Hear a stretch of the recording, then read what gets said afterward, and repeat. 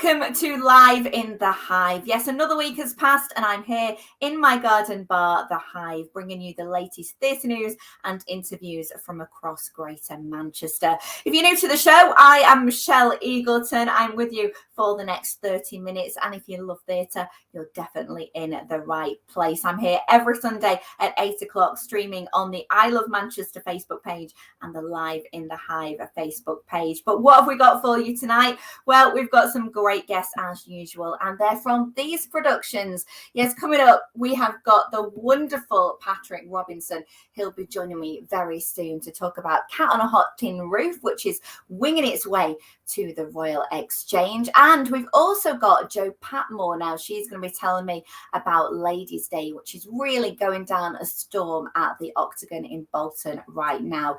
Two amazing productions and brilliant actors coming up on the show. But if that wasn't enough, every week we do like to talk to you about Greater Manchester theatre news, and that as well is coming up on our show very soon with two quite interesting announcements when it comes to cast members. Oh, I'll leave you guessing. I love a bit of a tease on a Sunday night. But first off, let's kick off tonight's show with an actor you might know from BBC's Casualty. Yes, he starred in that show for over a decade as Ash. Oh, we loved him. We took him to our hearts. But of course, he is multi-talented. He has been on so many stages up and down the country, starting off at the RSC and now coming to Manchester's Royal Exchange with Cat on a Hot Tin Roof. Of course, I'm talking about the wonderful Patrick Robinson. I caught up with him earlier this week to find out how the rehearsals are going and what this production is going to be like. Well, I'd say that all good writing will, telling the human condition will probably always be relevant, whatever era it was written. I mean, we can just say Shakespeare was written hundreds of years ago and it's still relevant. So many of the plays that he's written.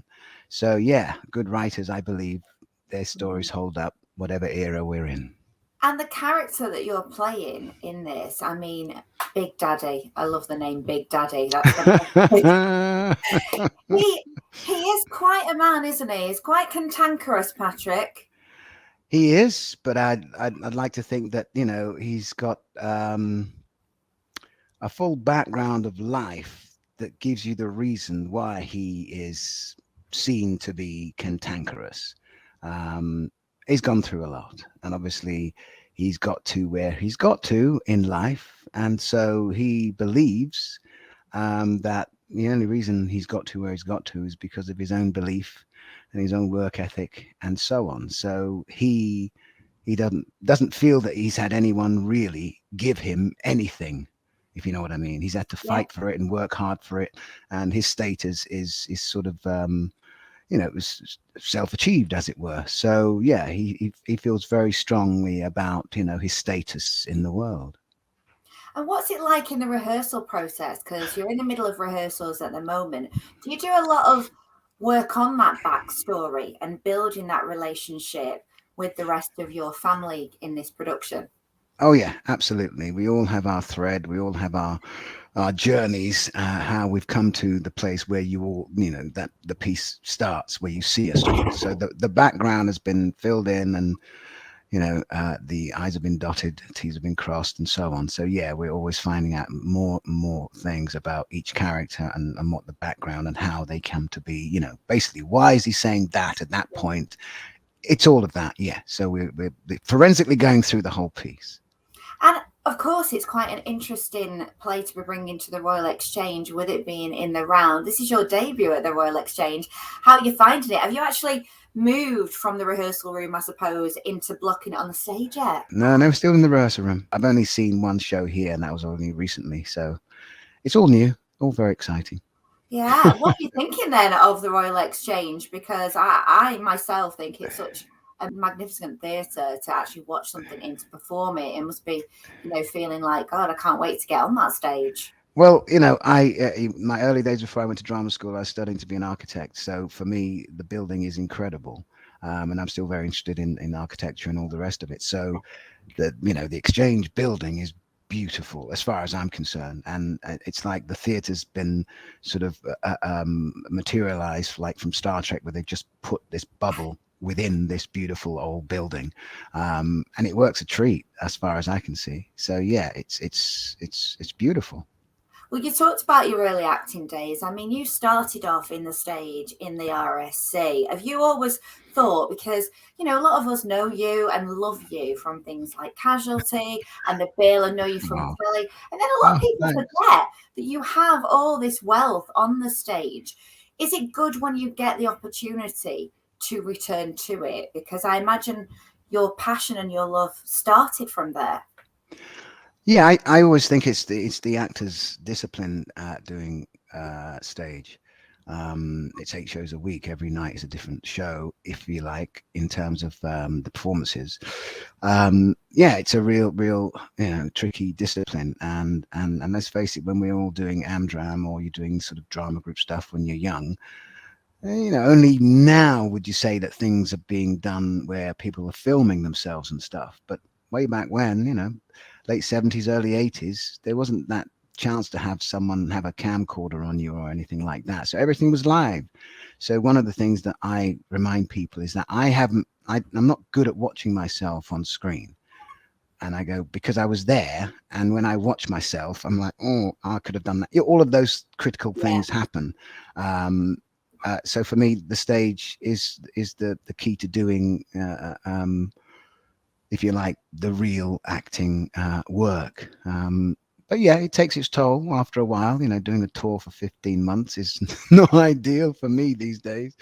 But yeah, but doing really good work. Hopefully, you can do that on stage, and then if it goes any further, it has more life. Then you can maybe film it. And of course, I've done all those different disciplines too.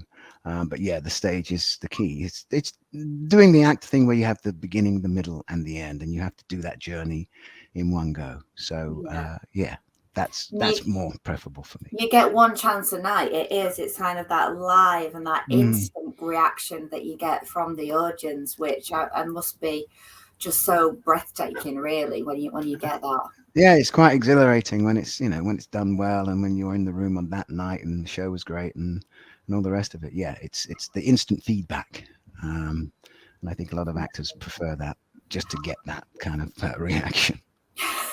Well, a lot of people are going to be clamoring to go and see Cat on a Hot Tin Roof. It is such a popular piece of Tennessee's work. Um, Mm. have you had you seen anything like the production before? Because there's been a lot of productions anyway of Cat on a Hot Tin Roof. Or have you watched the film as well? Or as an actor, do you tend to kind of stay away from anything like that?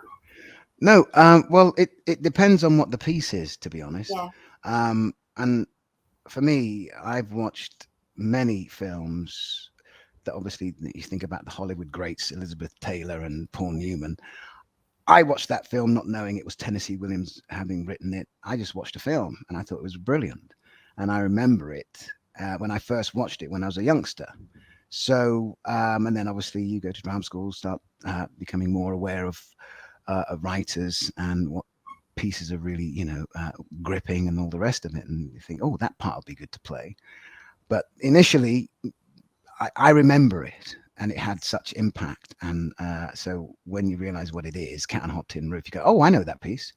So I haven't seen a production. No, I haven't seen a stage production of it. There was one in London with James Earl Jones playing Big Daddy, yes. and I really wanted to see that one, but I didn't get a chance. I was working, so there was no chance to go to the theatre to see it. So no, I haven't really. Sweetbird, Sweetbird of Youth, I think is one of them. But no, I haven't seen Cat on a Hot Tin Roof as a stage production. Films, yes. Well, it is. I mean, it's great, and it's great that we've got it here in Manchester. Mhm. You have been groundbreaking, though, as well with some of your work in the past, because I'm sure I heard that you were the first black actor to play Romeo in Romeo and Juliet at the RSC, weren't you?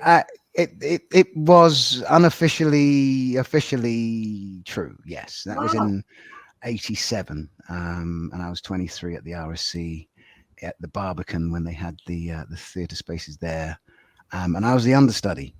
So that's what I mean. It was unofficially official. Official, yeah. And it was Sean Bean who was playing Romeo, and Neve Cusack was playing Juliet. And That's I a was, cast. yeah, it was a great cast. You know, Hugh Quashie was playing Tybalt. And yeah, it was a great cast, and I was the understudy, and Sean Bean was leaving, and I can say basically they didn't trust me to actually take the role over, so they brought in Greg Hicks to play Romeo, and during the fight sequences in rehearsals, he got injured, got sort of almost stabbed in the eye, you know, because it was Wow. set modern day. We had flick knives and chains and stuff, and he got hit, and then he was off. And of course, it was under school's curriculum, and they'd cancel one night just to hopefully, you know, to hope that he would get back, but he wasn't healthy enough. He had 2 weeks off, and literally, I was told I was going on that night, and I played it for the next, 2 weeks. Basically. That must have been a great feeling. Yeah, Daunting, maybe, but a great absolutely. Yeah. I bricked myself and then went, okay, this is it, and I was very chuffed to be able to have said, yeah, I played Romeo at the RSC, doing Shakespeare, playing a leading role. And yeah, it was fab, and I loved it. Does it please you now? Because I think we're at a time where now we've got no kind of barriers, and there's so much more diversity in parts. You've got Cush Jumbo playing Hamlet. It's kind of, the platform has changed. And does that make you feel good for the future generation coming up as actors, that they're getting those opportunities? I suppose part of me is quite cynical about it all, because I still think that it's the people who make the decisions upstairs. That's where diversity needs to hit home. Mm-hmm. So I think, it's a bit of a knee-jerk reaction to do with, you can see commercials now where everyone in those commercials are of color. And I think, I did a commercial in 1990. I was one of the only dark faces on screen. So, I've been in business, over 36 years. So I know from the word go, I was saying the same thing, that actors of color don't get a fair crack of the whip at anything. We have to be so much more better than our white counterparts. And of course, you've called me a black actor. No, I don't see myself as a black actor. I see myself as an actor. Yeah. So of course, in the end, you don't see yourself as a white woman. You see yourself as a woman. I see myself as a man. So these boxes that's been put there, as far as I'm concerned, I haven't put that there. So in the end, when it comes down to it's getting better, I go, yeah, it's getting better, but I still put it down as a sort of, it's minuscule as far as I'm concerned. When the people upstairs who make the decisions have become seriously diverse, then I probably will go, hey, but until then, bit of a knee-jerk reaction, and it could be a lot better. Still a fair way to go then, Patrick. For me, yes. And I've been saying it since I was 26, and I'm reaching my 60s. There you go. And we get a ripe age this year, Patrick. We do. We do. If God spares life. Yes, thank you very much, Michelle. Thank you. Well, you are looking absolutely fantastic. Before I let you go, though, I am going to ask you about Casualty, because, again, I did hear a rumour about you not actually liking hospitals, and you spent so many years in that role. Yeah, I can't stand hospitals. It's full of sick people, and, can't stand needles, sight of blood. Oh. Yeah. But, you overcome those things if you're working, and if you're an actor, you focus. So that's what I did in early days, It was only when I went back to Casualty in 2012 to 2014 that I was playing a consultant. The character obviously graduate up to being a doctor. And it was the jargon that was very, very tricky to deal with. Not so much the blood or the needles and all the rest of it, but yeah, absolutely. Oh, great to chat to Patrick there. What a lovely guy, and what a fabulous actor. I think he's going to be amazing as Big Daddy in Cat on a Hot Tin Roof. Try and catch it if you can at the Royal Exchange. Still to come, though, on the show, I'm going to be chatting to Jo Patmore about starring in Ladies' Day at the Octagon. So stay tuned for that. But for now, of course, it's time for this.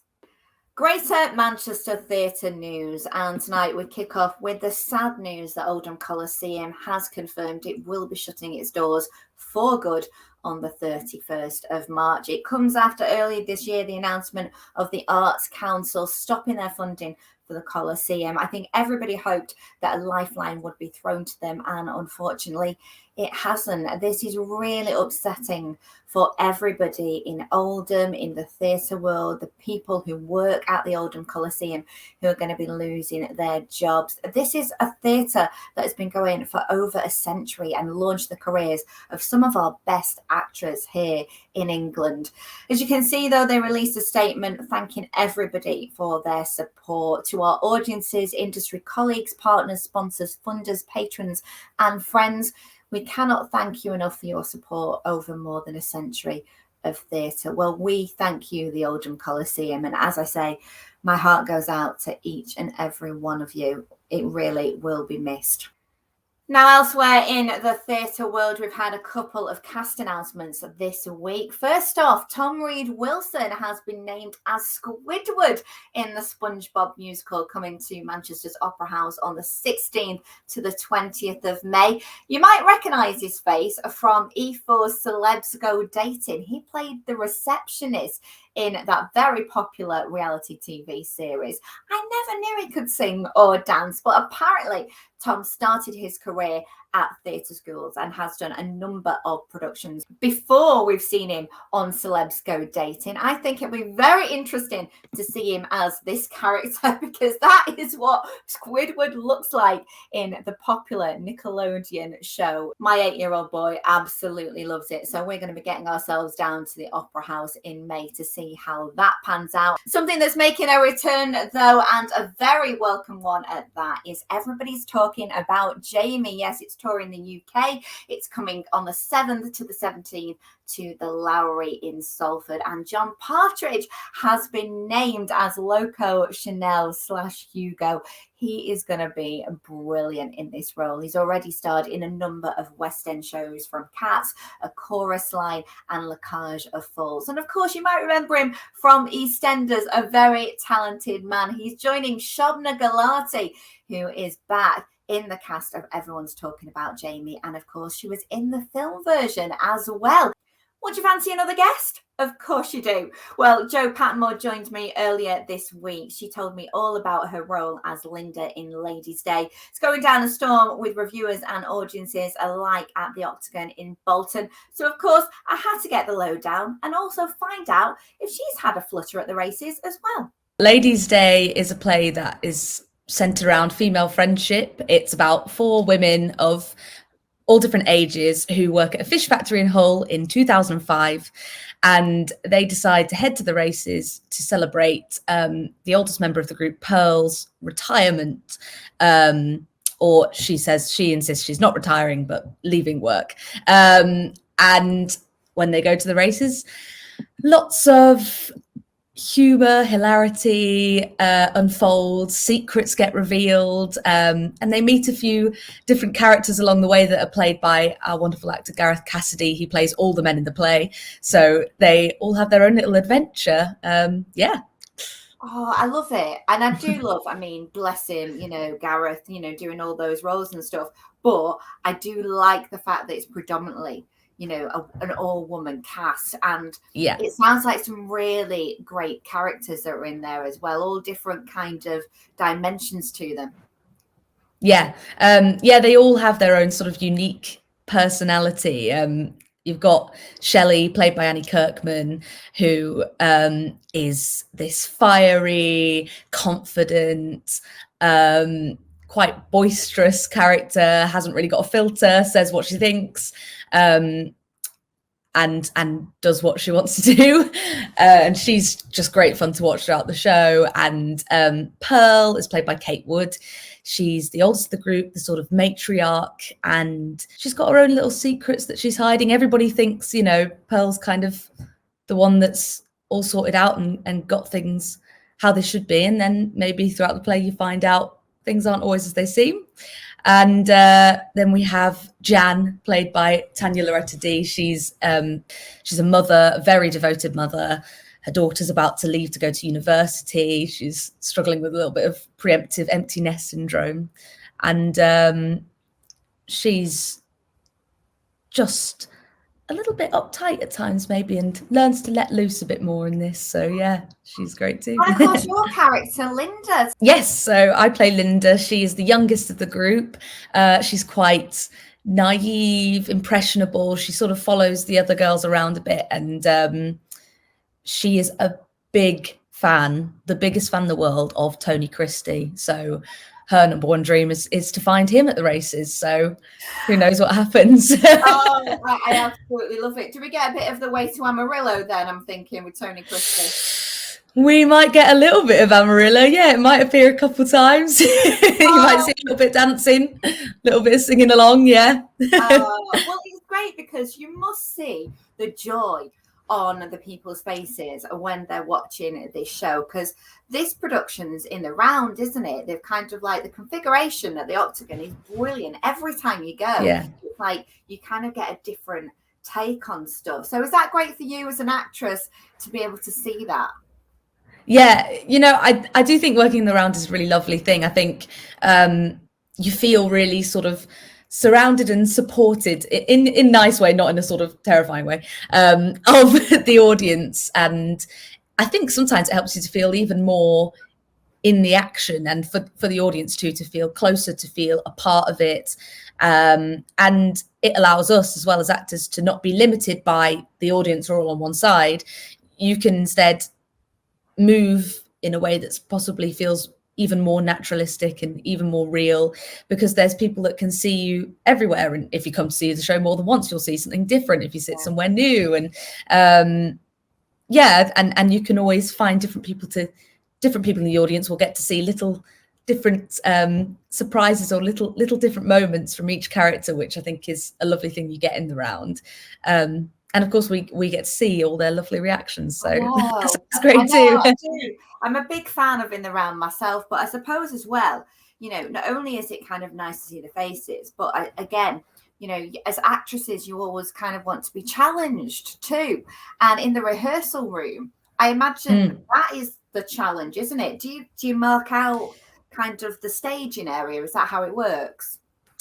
Yeah, we had a markup on the floor of the stage. This was when we were rehearsing at the New Vic Theatre. So we started at the New Vic and then we came across to the Bolton Octagon. And at the New Vic, we had a marking on the floor of how big the stage was and sort of the sides and where all the exits were. And then we just sort of started playing around. Our director, Marika Audsley, is brilliant, and she allowed us to be quite free and figure out what felt natural, what felt right for us, and keep that sort of fluid. And I mean, you do have to think about it, though. You have to think, okay, well, I've got to make sure that everybody's getting a chance to see everybody, and it's not just that person seeing my back for this whole scene. So yeah, you got to figure all of that out, but it's good fun to figure it out. Yeah. Oh, and I know that in rehearsals as well, you had a bit of fun as a cast, because didn't you go off to the races yourselves and have a bit of a day out? We were there. We took our little fascinators. We were wearing woolly hats because it was cold, but we took fascinators too that we could pin on the top for some photos. The woolly hats. Yeah, I think everybody else there was thinking, what on earth has just walked into the races? Yeah. But there you go. We met some of the members, some great characters there who obviously go to the races all the time and place a lot of bets and know what they're talking about. We spoke to the bookies and learned all about that. We placed a few small bets ourselves, but we did get very excited. Did you win? Did you win anything? Well, I think I was the biggest one of the night with about £13.50, which, not bad. you know, felt like a pretty big deal at the time. I was pretty excited about my £13.50. That's a bus fare home. Yeah, there you go. Yeah. Oh, I do love the shows at the Octagon, and that sounds an absolute cracker. So if you want to catch Jo in action, then do go and see it in Ladies' Day at the Octagon. It's on until the 1st of April. And of course, if you want to see any other shows across Greater Manchester, all you need to do is head down to the I Love Manchester website. They've got everything that's on in their listing, so where to go and what to see. And if you do want to give us a follow throughout the week, then please do. We're on our social media. We're on on Twitter and Instagram at Live in the Hive 21. And of course, we're here every week, every Sunday night at 8 o'clock. I am in the Hive, bringing you the latest in theatre news and interviews. So do spread the word to everybody, and I will see you next week with more great guests. Have a good one.